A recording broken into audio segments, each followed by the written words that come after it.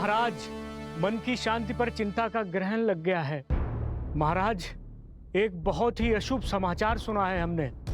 हाँ महाराज, हम तो यहाँ बालकों के उज्जवल भविष्य के लिए, संसार के कल के लिए गुरुकुल बनवा रहे हैं, और वहाँ वो दो उदंडी बालक अयोध्या की सेना को परास्त करने में लगे हैं।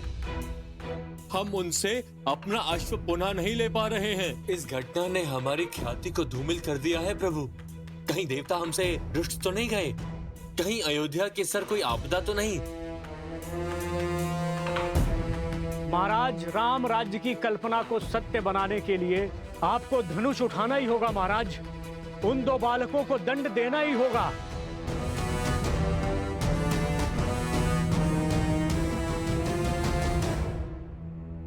उन दो निर्दोष अबोध बालकों को मारकर क्या सार्थक होगा राम राज्य का स्वप्न?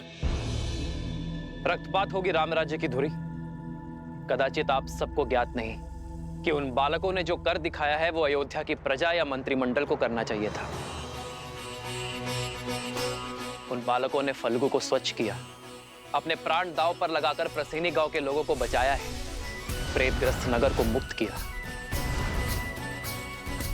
वो बालक जो कर रहे हैं रामराज्य की कल्पना के अनुसार कर रहे हैं, और इसलिए मैं घबराया नहीं हूं, बल्कि उत्सुक हूं यह जानने के लिए कि यदि उनकी सोच रामराज्य के साथ है, उनकी सोच मेरे साथ है, तो फिर अश्वमेध यज्ञ के अश्व को चुराने के पीछे का कारण क्या है? किंतु महाराज, यदि उन दो बालकों में इतना सामर्थ्य है तो अयोध्या की ख्याति का क्या होगा?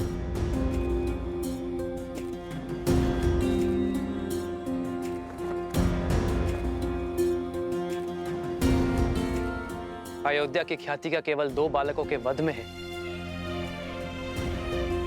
मैं जानना चाहता हूं कि आपकी चिंता रामराज्य के लिए है या अपने प्राणों पर आए संकट की है, और वो संकट जो केवल आपका भ्रम है। जो रामराज्य के साथ है उनके मन में चिंता नहीं, कर्म में साहस और धर्म होता है, जो उन दो बालकों के कर्म में है। और आप चाहते कि मैं आपके संतोष के लिए धनुष उठाकर उन बालकों के प्राण ले लूं, किंतु अयोध्या का राजा होने के नाते, महाराज दशरथ का पुत्र होने के नाते मैं ऐसा नहीं कर सकता। किंतु एक वचन अवश्य देता हूं कि ये राम अपनी अयोध्या पर संकट नहीं आने देगा। ओ रघुकुल रीत सदा चली आई, प्राण जाए पर वचन न जाई।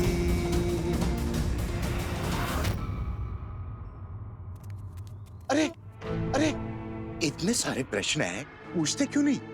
रोको उन्हें। सब कुछ बता तो दिया प्रभु ने, अब क्या ही पूछें। और वैसे भी अपने भय से घिर के ही तो यहाँ आए हैं। हाँ, कितने स्वार्थी हैं हम लोग। कितना बड़ा पाप करने चले थे, अपने महाराज पर संदेह कर रहे थे।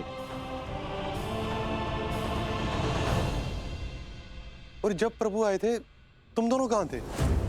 और तुम दोनों हो कौन? कौन हो तुम दोनों? कौन है ये? अरे फिर से दोहरा पड़ गया, दोहरा पड़ गया। अरे फिर से दोहरा पड़ गया, मेरा मित्र मर जाएगा, बचाओ इसे। कोई बैच को बुलाओ, बैच को बुलाओ, बचाओ इसे, बचाओ। अरे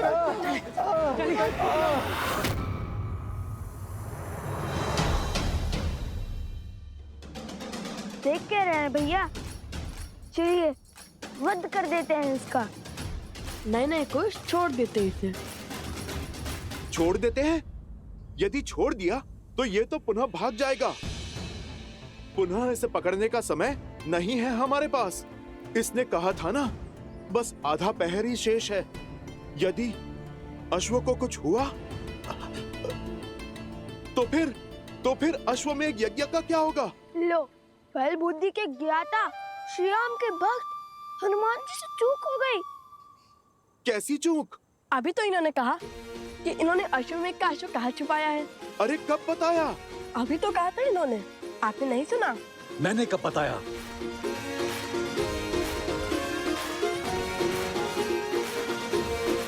अरे मुझे तो बताओ कि अश्व कहाँ है? लो, आपने भी नहीं सुना? और वैसे भी हम आपको क्यों बताएं?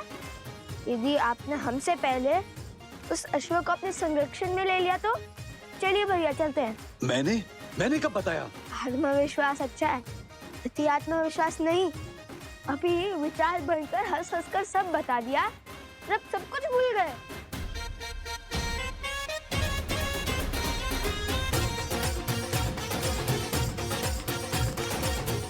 ये तो उचित दिशा में जा रहे हैं।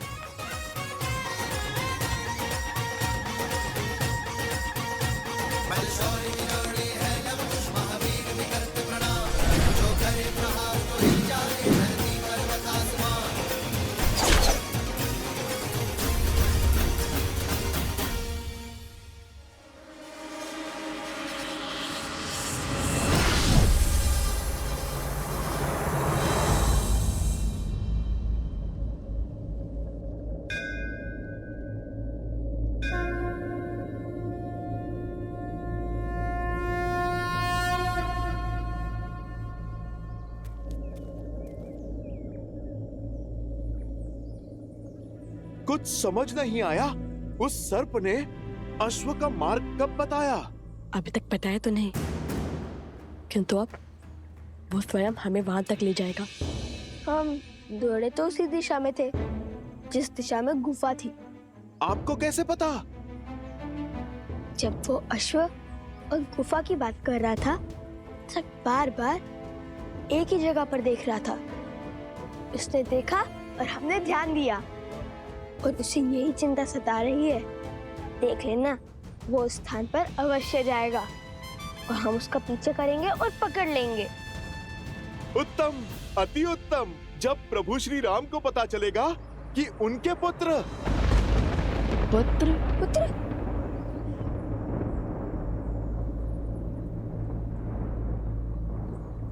उनके भक्त साहसी ही नहीं बुद्धिमान भी है, तो प्रभु कितने प्रसन्न हो जाएंगे।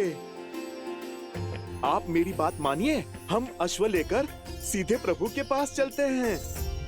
पहले अश्व पकड़ ले, फिर शेष बातें बाद में निश्चित कर लेंगे।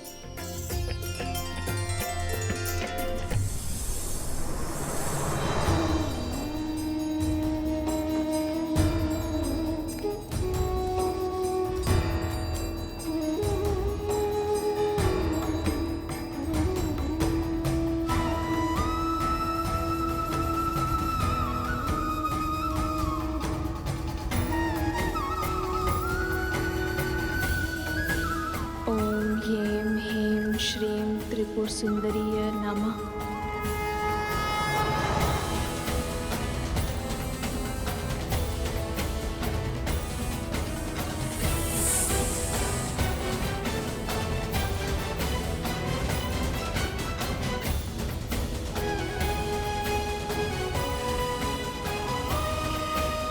ओम ह्रीं ह्रीं श्रीं त्रिपुर सुंदरीय नमः।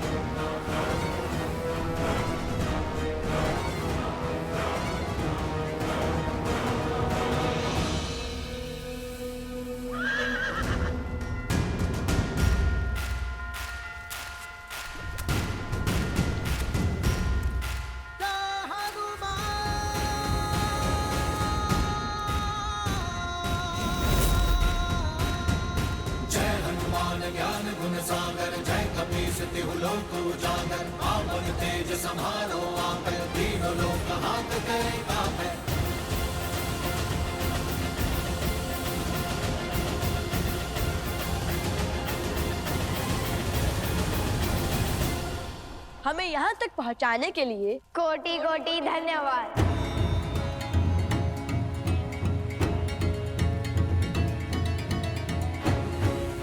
जय श्री राम। राम राम कहो जय श्री राम, दशरथ नंदन राजा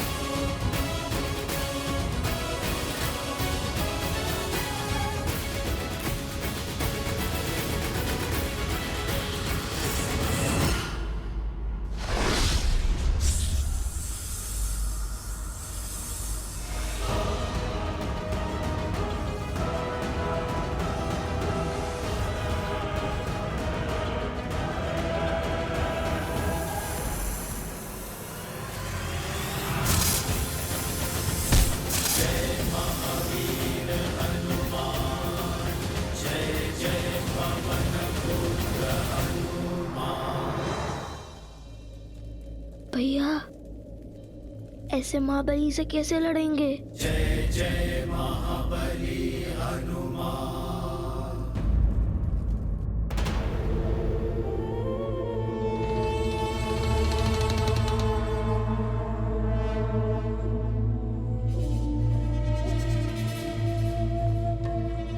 सागर की ये शांति सामान्य नहीं लग रही महाराज। ये विध्वंस से पहले की शांति है बानासुर। कुछ ही क्षण में शुभ समाचार मिल जाएगा।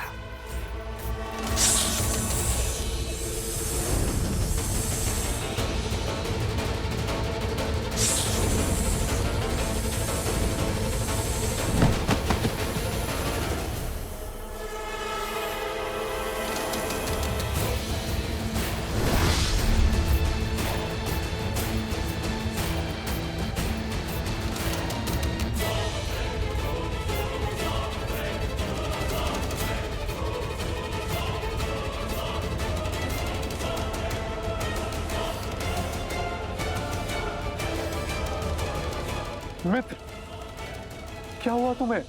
हनुमान जी लवकुश के साथ अश्व तक पहुंच चुके।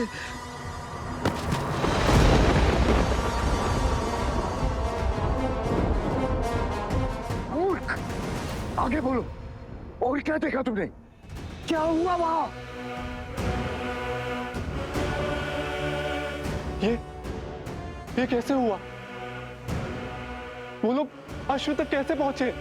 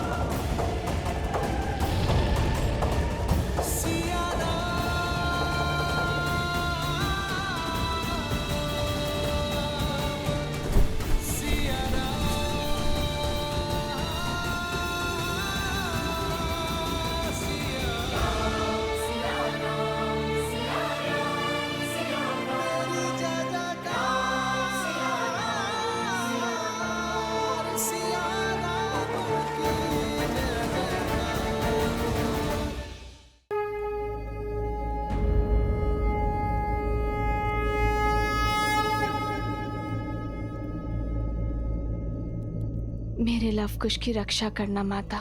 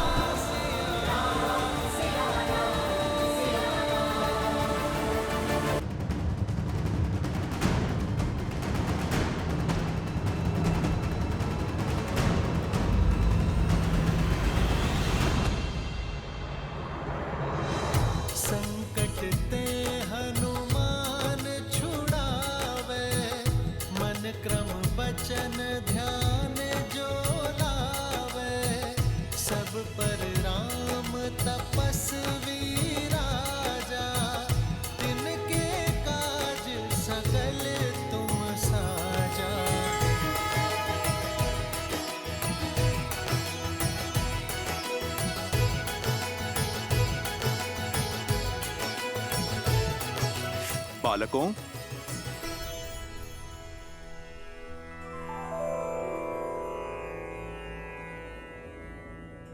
बालकों, अब परिस्थिति उलझ चुकी है।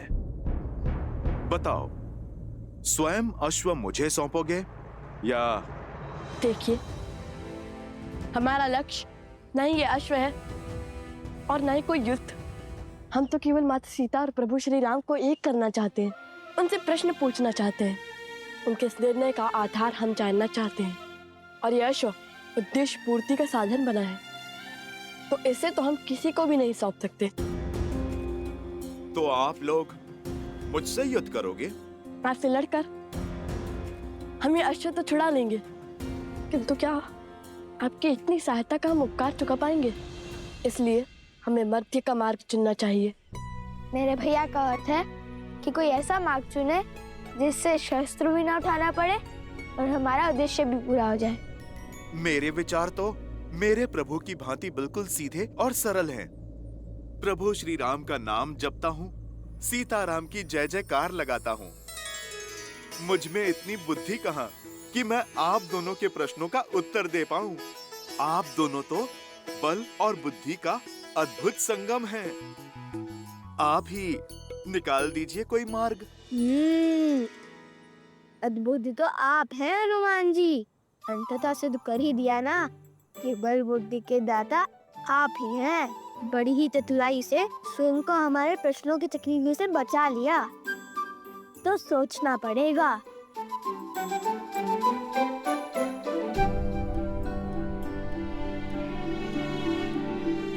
भैया, हनुमान जी तो बड़े बलवान हैं, उनसे लड़ेंगे कैसे? और बातों में आकर तो ये अपने राम जन्म से हटने से रहे। तो फिर कोई मार्ग भी नहीं है हमारे पास, हमें हनुमान जी से युद्ध ही करना होगा।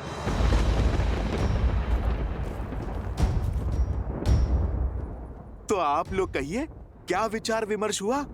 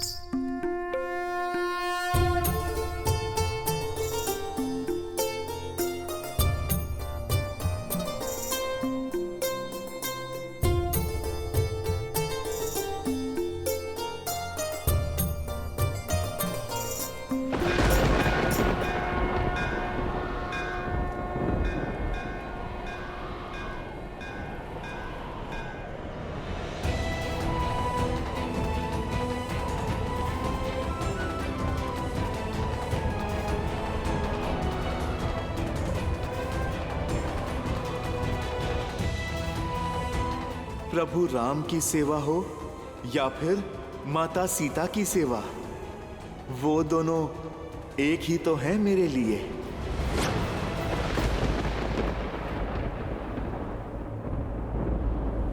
हम जानते हैं कि आप माता सीता के कितने समीप हैं।